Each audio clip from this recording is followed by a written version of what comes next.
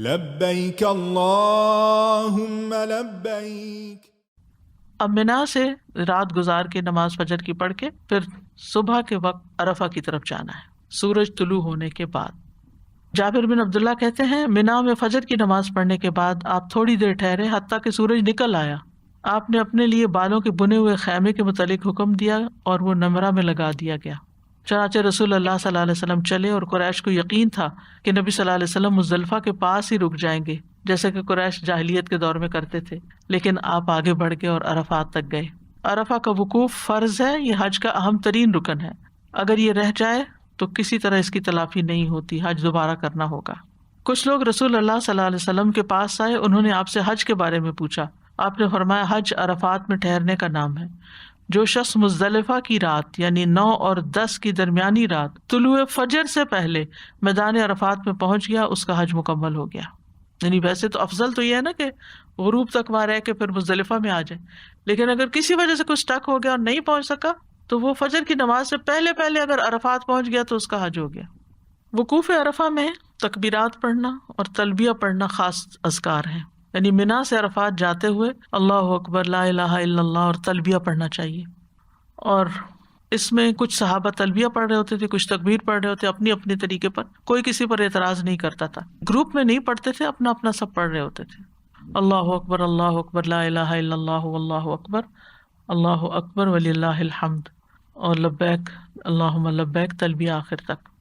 تو میدان عرفات میں نمازوں کو جمع کیا جائے گا۔ پھر یہ کہ مسجد نمرہ میں زوال آفتاب کے بعد خطبہ پوری توجہ اور خاموشی سے سننا چاہیے۔ اس وقت بھی کچھ لوگوں کو سمجھ نہیں آتا تو باتیں شروع کر دیتے ہیں یا ایک دوسرے کو مطلب بتانے لگتے ہیں، تو اس میں بھی کسی سے بات نہیں کرنی چاہیے جیسے جمعے کا خطبہ ہوتا ہے۔ تو وقوف عرفہ کا وقت اور جگہ کیا ہے؟ وقت ظہر کے بعد مغرب تک، اور جگہ عرفہ کا میدان، اور جبل رحمت کے قریب وقوف کرنا مستحب ہے، لازم نہیں ہے۔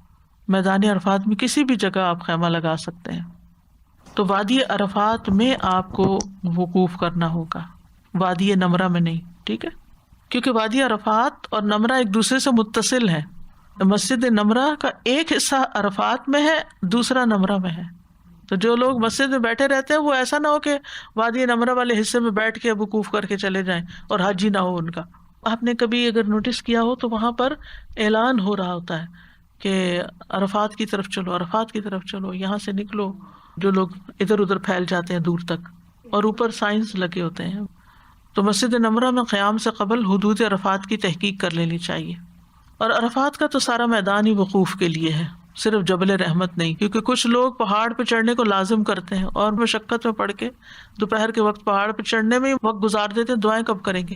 یعنی ایسے کام بھی نہیں کرنے چاہیے کہ جس میں آپ خود ساختہ کوئی نیکی کا تصور قائم کر لیں کہ مشقت اٹھائیں گے، اوپر جائیں گے تو ہماری دعا زیادہ قبول ہوگی۔ تو غروب آفتاب تک دعائیں مانگتے چلے جانا چاہیے اور ہاتھ اٹھا کر دعائیں مانگنی چاہیے۔ اس دن نہ کوئی روزہ ہے، نہ نفل عبادت ہے، اور نہ ہی کوئی اور خاص ریچول ہے، قربانی وغیرہ کچھ نہیں۔ اس دن دعائیں ہی دعائیں ہیں۔ اللهم اجعل عملي كله صالحا واجعله لوجهك خالصا ولا تجعل لأحد فيه شيئا بسم الله والصلاة والسلام على رسول الله اللهم اغفر لي ذنوبي وافتح لي أبواب رحمتك لبیک اللہم لبیک لبیک لا شریک لک لبیک ان الحمد والنعمت لک والملک لا شریک لک لبیک اللہم لبیک لبیک لا شریک لک لبیک ان الحمد والنعمت لك والملك لا شريك لك